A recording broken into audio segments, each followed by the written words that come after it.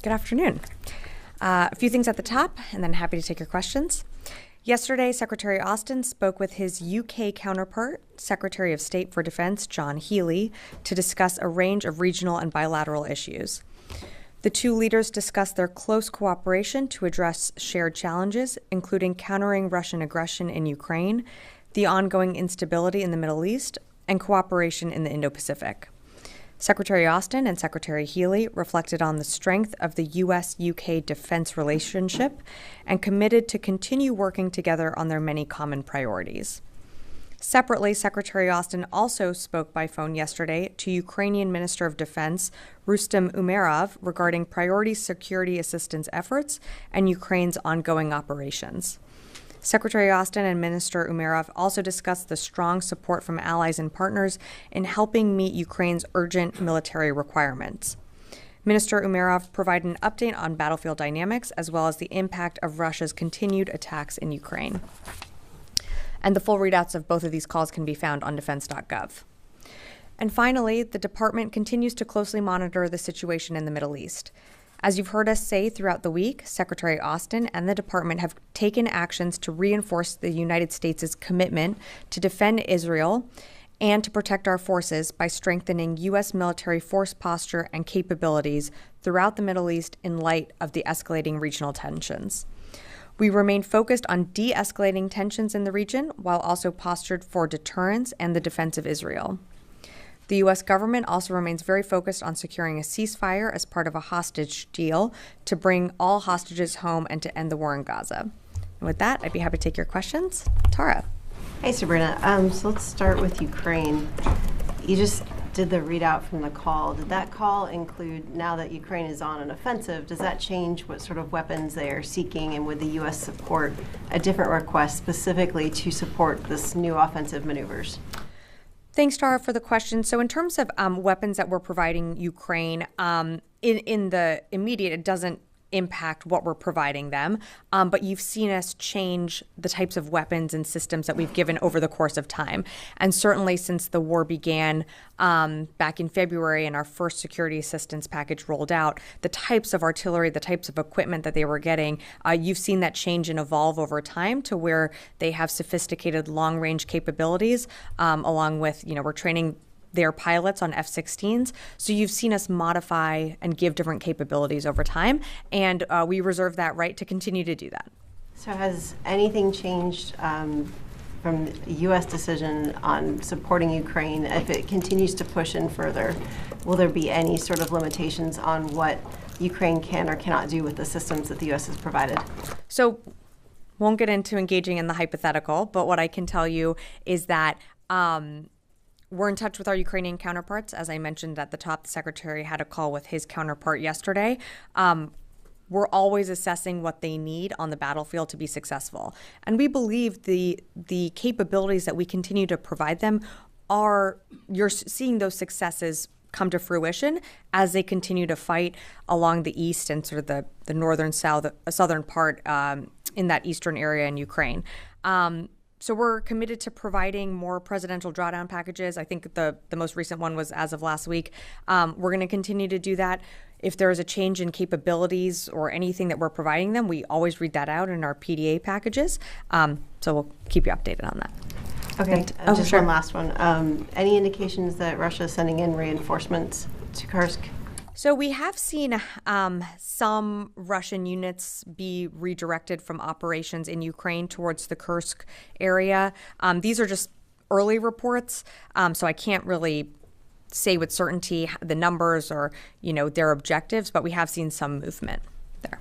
Natasha. Thanks, Sabrina. So that was kind of my question. I'll phrase it in kind of a different way, though. So does the DoD have any assessment of how Ukraine's operation in Kursk may have changed the battlefield dynamics inside Ukraine in terms of Russia shifting resources over the last 10 days? Has that impacted their ability to advance, Ukraine's ability to defend, given they've also, devoted a lot of troops to the Kursk operation? So right now, what I would say is it's still too early to tell. And we are, the Secretary had a call with Minister Umerov yesterday. throughout the department, we are engaging with the Ukrainians, trying to get a better understanding of their objectives. So I don't have more for you right now. It's something that we're continuing to engage on, going to continue to monitor, but I'm just going to have to leave it at that right now. Does the Secretary support the operation, given that he spoke to Umarov and now, probably has a better understanding of what they're trying to achieve? Well, what I can tell you is that we're still trying to learn more about it. We're still trying to learn more about what their objectives are. So I'm not going to get further into what they discussed on the call or our support. What I can tell you is where we are supportive, and that is Ukraine continuing to defend itself. And that's why you've seen us provide packages at the rate that we do and at the consistency that we do. And that commitment hasn't changed. And the president has been clear that we're going to stand with Ukraine for as long as it takes. So I think we'll just leave it at that. Yes, over here. Yeah. Thank you so very much. I have two questions, one on Iran, one on Afghanistan. Let's start with Iran.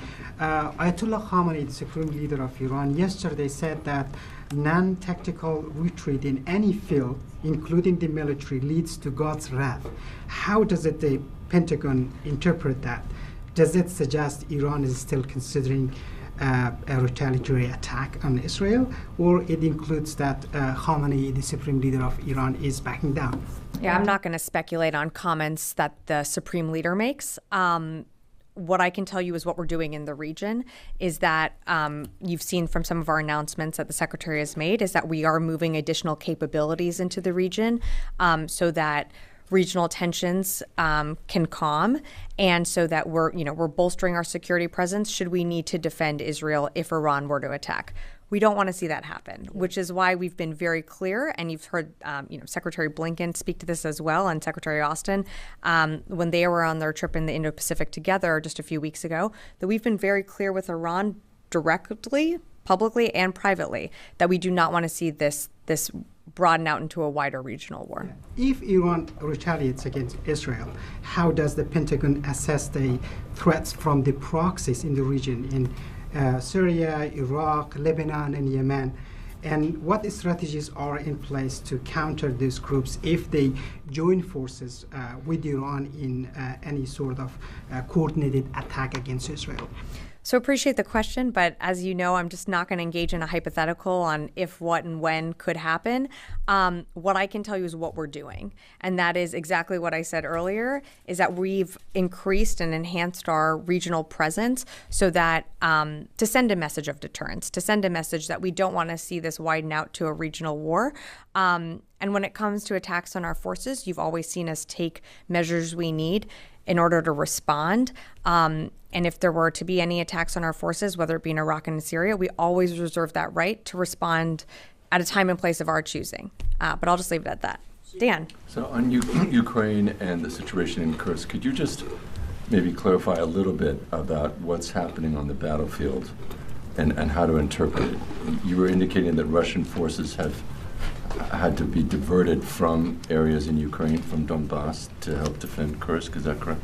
So what I would tell you on the actual battlefield, and as you know this, is we usually let the Ukrainians speak to what's happening on the battlefield.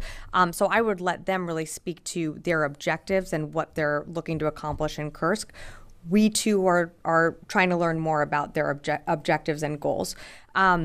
In terms of what I said about Russia, again, these are early reports, but we are seeing some movement of Russian units being directed towards that region. But in terms of numbers or what their objectives are, I don't have that for you right now. Is there an indication, though, that Russian supply lines and communication lines have been damaged or strained because of the operation in Kursk, that they're having trouble supplying their troops in Donbass, for example? So I don't have that assessment right now. So I wouldn't be able to speculate on that. Lucas. Sabrina, this spring you sent reinforcements to the Middle East, but that did not deter Iran from carrying out a major attack on Israel on April 13th. Why should this time be any different? Well, Lucas, thanks for the question. I actually think you should take a step back and realize what we did accomplish on April 13th. Yes, Iran did attack Israel in an unprecedented manner, but I'll remind you that on that day, we shot out of the sky 90% of what they threw at Israel. And that was an incredibly intricate operation with the Israeli military, and our partners and allies in the region. So while you can focus on the fact that Iran did launch that attack, I think it's incredibly important to remember what U.S. forces did that day and the fact that we will stand with Israel again and have said that very publicly and privately. So why, getting to your question of, what's to stop Iran doing it again? Well, Lucas, we demonstrated our air power on that day in quite a professional manner. And again, I'd point to the fact that, over 90% of what was shot towards Israel was taken down by either our forces or partner forces or Israeli forces. So if I were Iran, I'd be thinking about that. And as you've seen, we've removing the aid to the region. We've accelerated her movement into Central Command, and I'll just leave it at that. So just to be clear, the message to Iran right now is if you launch another major attack, the U.S. and its allies will shoot down these missiles and drones. That's the message. I don't think we've actually been delicate in our messaging to Iran. We've been very clear that if Israel is attacked, we will come to the defense of Israel. You saw us do that on April 13th. I'm kind of paraphrasing what you're saying there. We will do that again. Should Israel be attacked, we absolutely will come to Israel's defense. Does part of that defense of Israel also include potential strikes inside Iran? Yeah, so I'm just not going to go into any hypotheticals, Lucas, but I appreciate the question. Jeannie. Thank you, Sabrina. Two questions, excuse me. Two questions on Russia, Iran, and North Korea. Former Russian Defense Minister Sergei Shoigu recently visited Iran and promised missile support to Iran. Normally, Iran provides Russia with weapons to be used in the war in Ukraine. Will this affect the war between Israel and Iran and Hamas? So just making sure that I understand your question, Jane, you're asking about a visit by Shoigu to Iran and how that could impact the Middle East? Yes. So I can't speculate on that visit. I would say that I think separately, we've seen a deepening cooperation and relationship between Russia and Iran as Russia continues to engage in its unlawful war in Ukraine. So, we've seen that deepening partnership. We've seen Russia continue to seek weapons out from Iran. While I can't speculate on what this visit entails, we've seen these visits of leaders happen over the course of the last 2 years. In terms of how this plays, into the Middle East, look, Iran has a choice. I think we've been very clear on our messaging when it comes to the defense of Israel. We are going to stand in the defense of Israel just as we did, on April 13th. But I'm just not going to speculate out onto anything else. But North Korea is providing weapons to Hamas. And do you think Israel will be threatened if the arms trade between Iran and North Korea continues? Well, look, I think Hamas certainly has a network of being able to be financed by Iran. I mean, these are, Iran proxy groups engaging in acts that we saw happen on October 7th. Israel has a right to continue to go after Hamas, and that's what they're doing in Gaza. I haven't seen some of these reports that you've referenced, so I'm just going to leave it at that. Lilith, nice to see you back in the briefing room. I want to ask you one question about Bangladesh. Has the Pentagon ever sought access to the one Bangladeshi island called San Martin Island in Bay of Bengal to have some military footprint over there? I'd have to refer you to Indo-PACOM and Central Command more on that. I just don't have more for you on that. And secondly, during this visit of India's Defense Minister Rajnath Singh next week, what were the main topics or issues which the Defense Secretary Austin wants to raise with the Indians? Yeah, so thanks for bringing that up. Of course, we're looking forward to a visit, but I just don't have more for you right now. I'm not going to get ahead of the Secretary or any meetings that he's doing.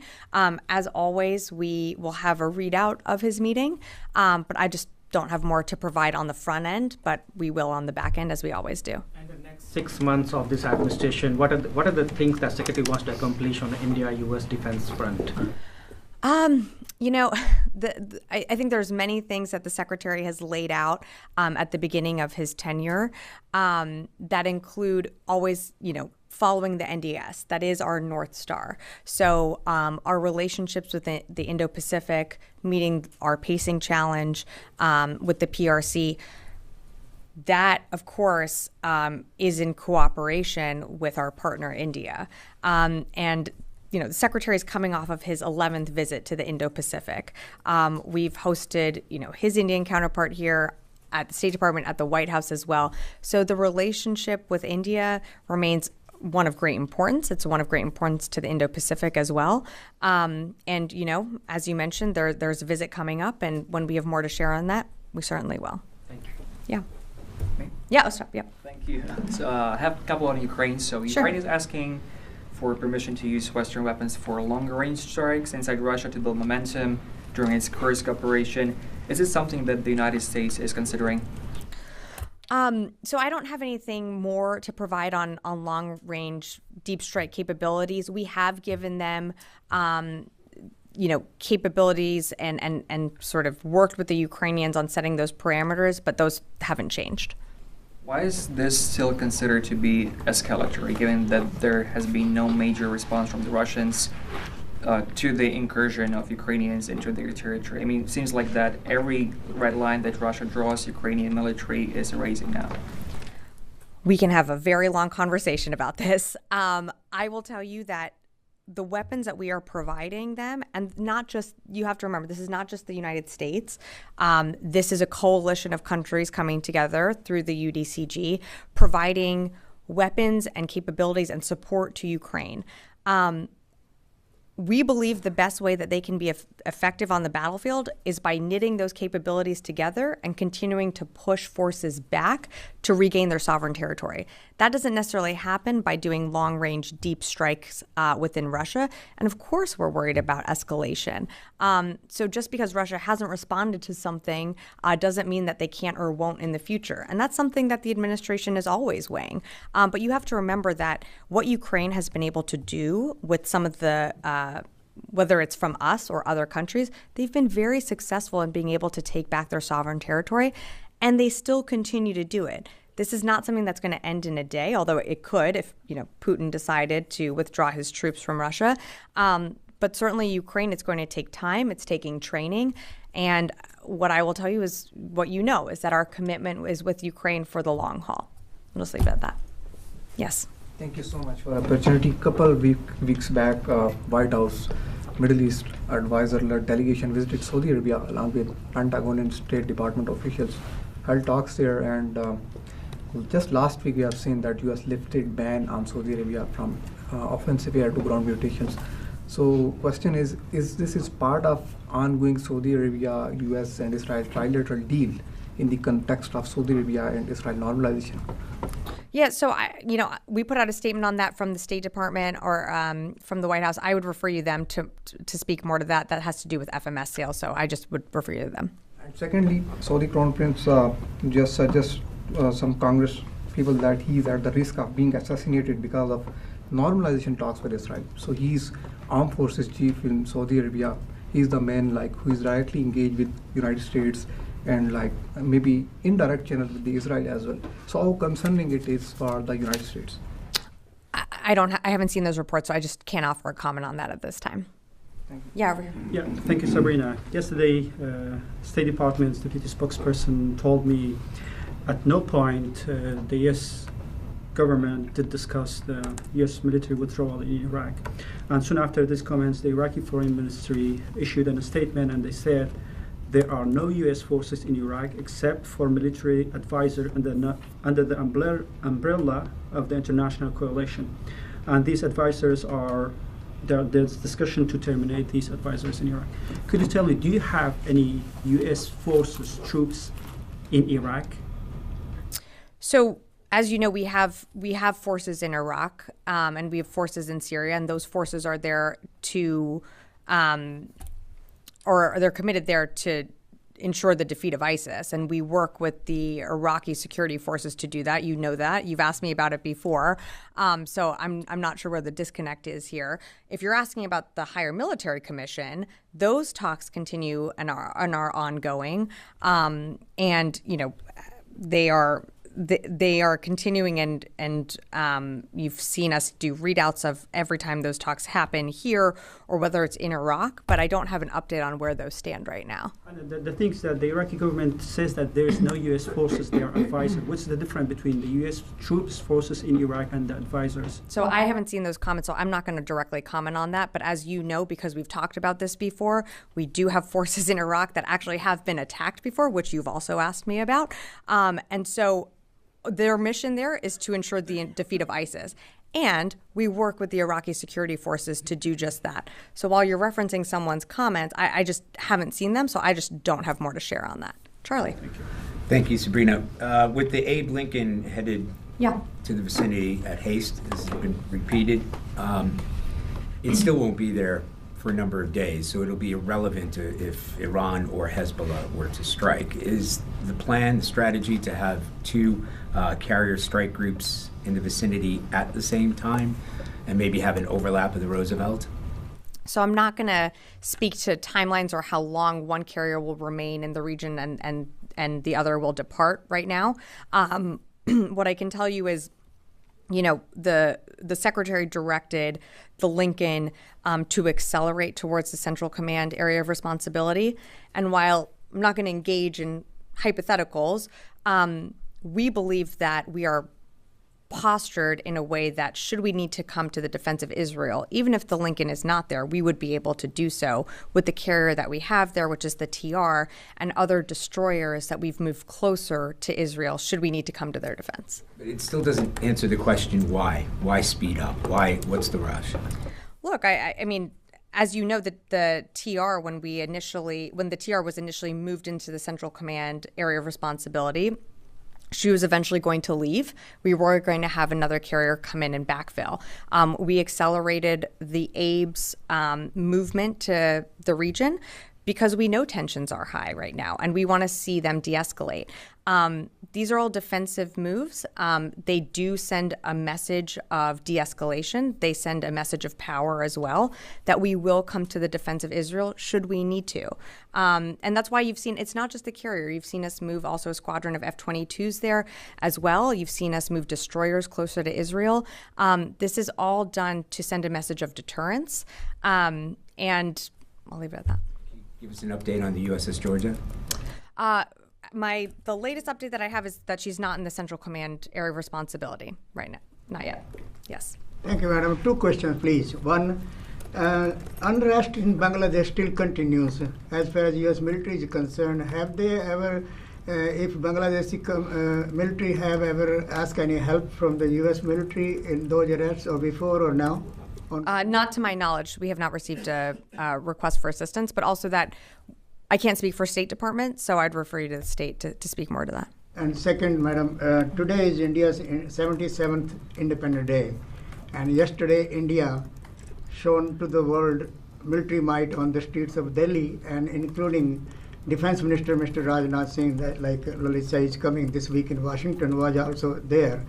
My question is, as far as U.S.-India military-to-military relations are concerned, this will be his first visit in Washington at the Pentagon after a long time, and now third term of Prime Minister Modi. And this will be visit first time after Prime Minister Modi visited Moscow. Military-to-military relation between India and Russia. So how the military-to-military relations now will be India and U.S. and now India and Russia? We still have great military relationships between our two countries. The secretary, visited India on one of his trips to the Indo-Pacific, as I told Lalith earlier. But, India is an important partner when it comes to the Indo-Pacific. And much of the NDS that continues to guide this department is focused on the Indo-Pacific and our pacing challenge of China. And India has shown to be a great partner in that. So our mil-to-mil relationship is strong. Ahead of a visit, I'm not gonna get ahead of that. We will always have a readout, but I'm not gonna get ahead of the secretary. Thank you, Mayor. Yes. Me or No, go ahead. I want to ask Charlie's question a little bit differently and I was broaden it out. definitely pointing to this gentleman over here in the blue blazer. Noah, we'll come back to you. Go ahead. Yeah. Go ahead. Mhm. Sorry, Noah, I'll come back to you. Sorry, I just mistook. Also on deterrence Uh-huh. forces, so same topic. Has the force posture changed for those forces that have been moved in the region in light of the ceasefire negotiations ongoing? And just broader, does the administration see the Doha negotiation as an opportunity to avoid a broader conflict in the region? I think certainly the negotiations to reach a ceasefire deal would de-escalate tensions and would avoid or has the potential to avoid a larger regional conflict. But it's also really important to remember that it's not just that. It's about getting our hostages home. They're still Americans that are hostages. It's also about ensuring that aid can get into the people, the Palestinian people who desperately need it in Gaza. So there's a lot of components to the ceasefire talk and the framework that has been put together, but that's something that for more details on that, I would refer to the State Department to speak to that, and the NSC as well. But has the force posture changed for those deterrence forces in light of those negotiations? You mean like heightened? We don't typically talk about that, so I'd refer you to CENTCOM for any further details. Noah. Glad I'm not wearing a blue blazer today. Do you have any updates on any new U.S. assets that have reached the CENTCOM AOR in recent days? Just to broaden Charlie's question out a bit. I think CENTCOM put out a statement when the F-22s had come in, but beyond that, not to my knowledge. Mm-hmm. And then to follow up on the Ukraine's objectives note that you said we're still looking for a bit, is there a reason that Minister Umerov wasn't able to offer further clarity on that? I'm just wondering why there needs to be more exploration after the call. Yeah, thanks for the question, Noah. Look, I'm just not going to get into more specifics or details of the call. We've asked, for more from the Ukrainians. I'm just going to leave it at that. Jared. Hi, Sabrina. Iranian press is reporting, state-run press is reporting that an IRGC official has died. He had been deployed to Syria, and his injuries had resulted from a strike, I believe, between July and August. Not a lot of clarity there, but the Iranian press is saying that it was done by coalition forces who are illegally in Syria.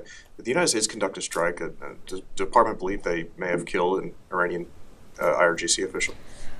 Jared, I haven't seen these reports from Iranian state-owned media, so I can't confirm them. I'd refer you to CENTCOM for any details on any strikes. Yes. Thank you very much, Sabrina. Mr. James Bond Stockdale was a US PAW in Vietnam for a long time, and he was honored Medal of Honor as well. He was my teacher at age 15, and then since 25 years, I've been a journalist from Afghanistan, Pakistan, that border region. I'm the only English newspaper there.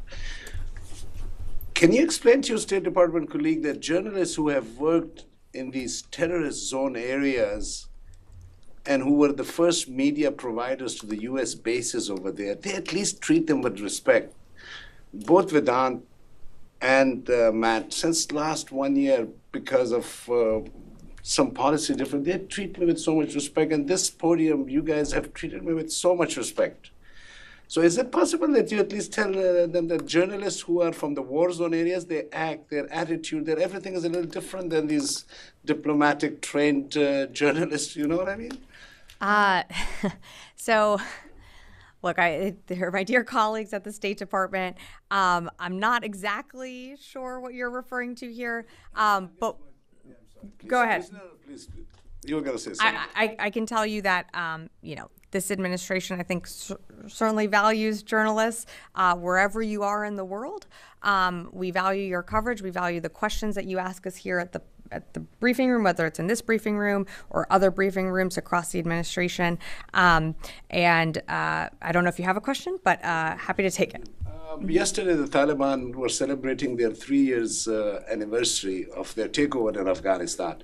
And they were flying US-made helicopters. They were driving US vehicles, the military vehicles.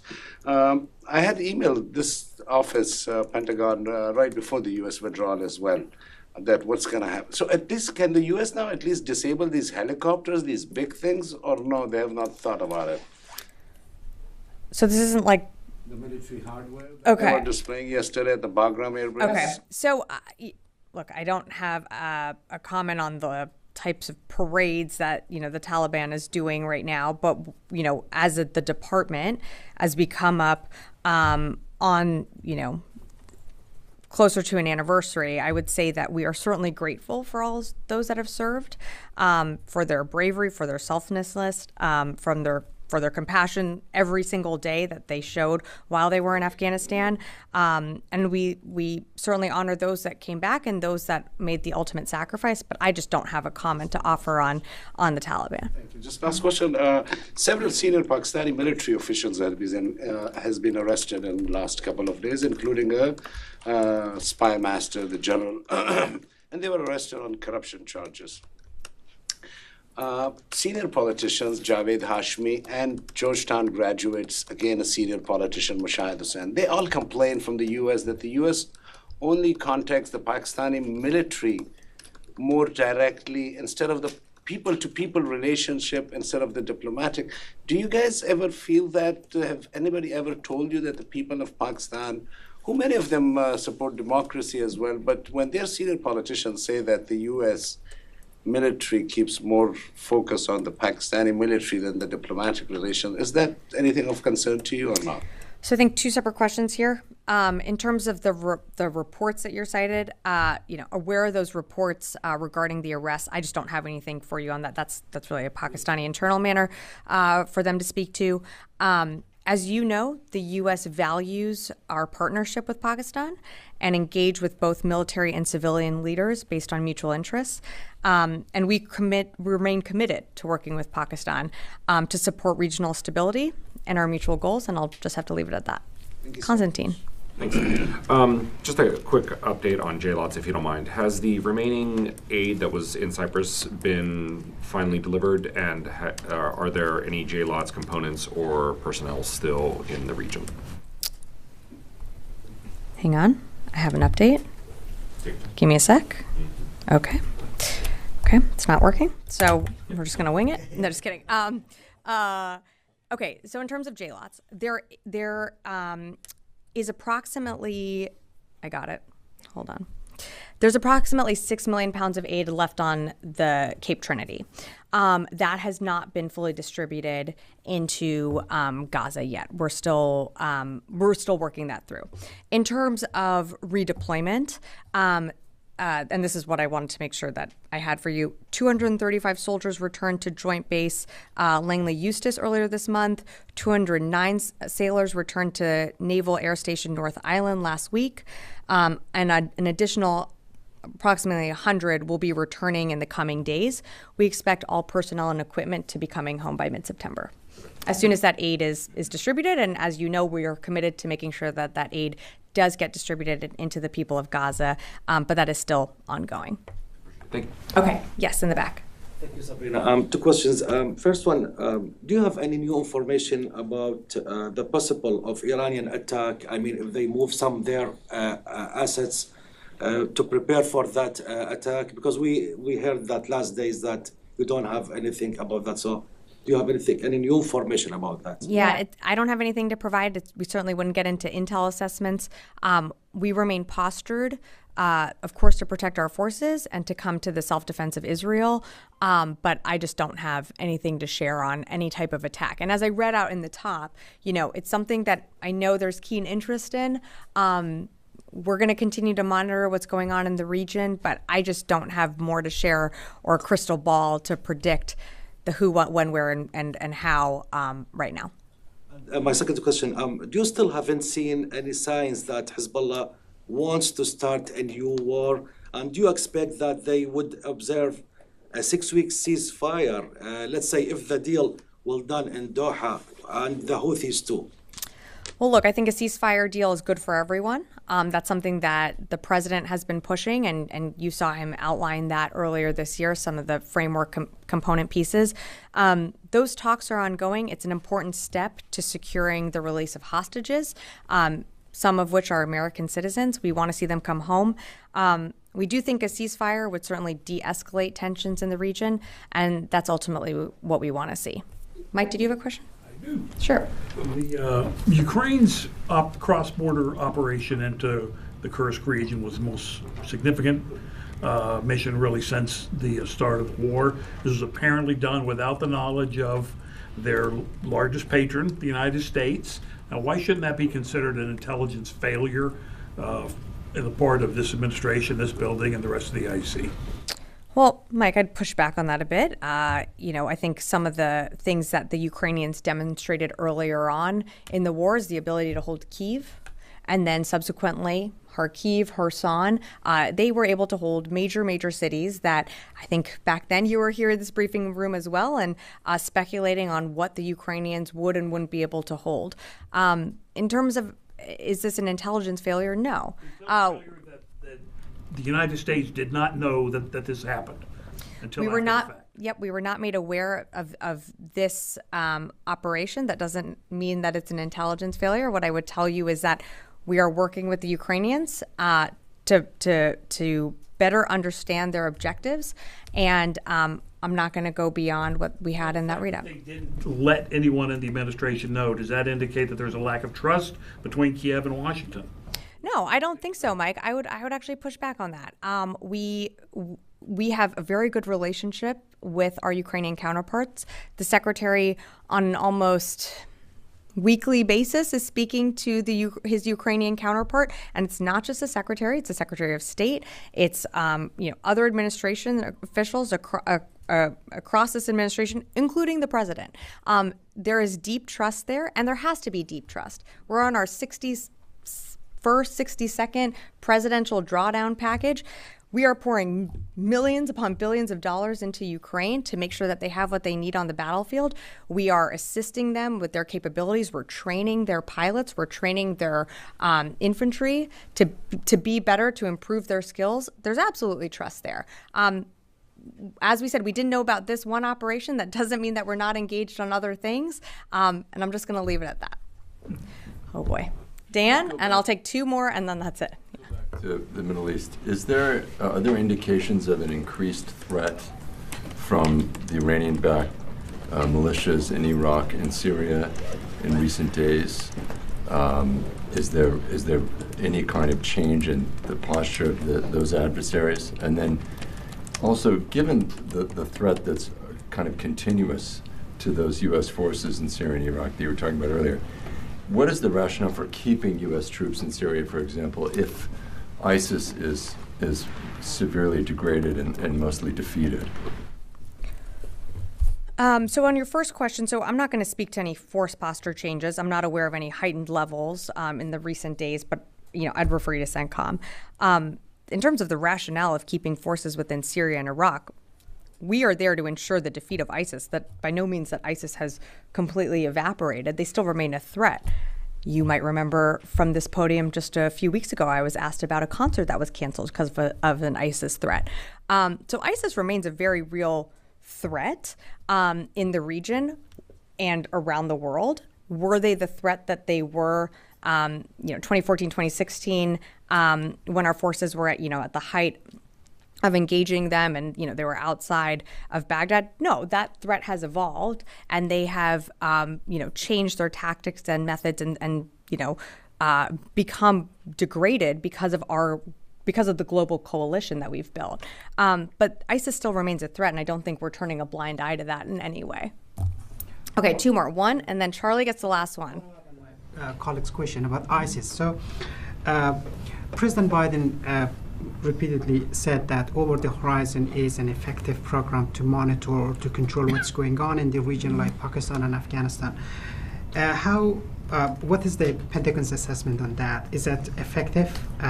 How does it work? And also, does the United States still control Afghanistan's airspace? Because the Taliban's defense ministry said a couple of days ago that we, the Taliban, don't have any control on our airspace in Afghanistan. And they claim that some drones are flying over different cities of Afghanistan, like Kandahar, Jalalabad, and some other areas. Who controls that? The Pentagon? Well, that seems like a them problem, not an us problem. In terms of are over the horizon capabilities effective? Yes, they are. Charlie. Yes. Thank you, Sabrina. I'm just curious, going back to Ukraine and Russia. I know the United States has cautioned Ukrainians of using certain weapons that might penetrate deep inside Russia. Now that the line of scrimmage has moved forward, are there restrictions on what kind of weapons can be used on Russian soil? Thanks, Charlie, for the question. Nothing has changed in terms of our policy. So the policy that we set out from the beginning and allowing those counterfire measures to take place around that Sumy area, nothing's changed on that. Nothing has changed on our long-range fires policy as well. We still believe that with the coalition that we've built through the UDCG, that we are providing the Ukrainians what they need on the battlefield to be successful in that northeast area region and in the south. And we believe that they have the capabilities to be successful with what we've given them. But the U.S. policy was never considering that weapons like these might be used inside Russia. So Charlie, what I would tell you on that is, once again, on the Kursk incursion, we're still working to get more from the Ukrainians on their objectives. So I don't have more to share on that. In terms of like what you were saying on like we've never seen this, you have to remember that, and to Tara's question at the beginning of the war, what we were providing were like javelins and stingers. What we're providing them today looks very, very different from that PDAs 1 through 20 possibly. So you have to remember that every time that the battlefield has changed and adapted, whether it be terrain or capabilities, we have adapted as well. So we're not ruling anything out right now, but if the as the battlefield dynamics change, we always reserve the right to work with the Ukrainians on what they need. And right now you're seeing them, they have these F-16s that are there. They've showcased that. That was a capability that was not something that they needed at the very beginning of the war. But now they need that. So I'm going to leave it at that. I will take one more question and then we're wrapping. Sabrina, in the past 3 years, U.S. forces have pulled out of Afghanistan. The Taliban's taken over. Putin launched a major invasion of Ukraine. Iran carried out a major attack on Israel. There was the October 7th massacre. U.S. Navy has been engaged for months in a war in Yemen against the Houthis. U.S. forces have pulled out of bases in Africa. Has the Pentagon lost the ability to deter? No, I would actually say quite the opposite. You mentioned many examples there, but what I would tell you is the United States is not in a long, protracted war. What you're seeing the United States do, whether it be in the Red Sea and the BAM, we're protecting commercial shipping. What you're seeing us do in the Eastern Mediterranean and the Central Command area of responsibility is we're protecting our forces and we're coming to the self-defense of Israel. So happy to have a longer conversation about this, but our goal right there, I think you have to separate defeat versus what our intentions are. And our intentions are to allow commercial shipping, to allow let me just take this one, Lucas, and finish this up. We have to continue to allow commercial shipping through that Red Sea passage. It's important. It's something that the president set out from the very beginning, and the secretary built a coalition through Operation Prosperity Guardian of like-minded nations coming together to protect interests from all over the world sailing through that corridor. So we remain committed to that objective, and I'm just going to leave it at that. Thank you, Lucas. Much appreciated.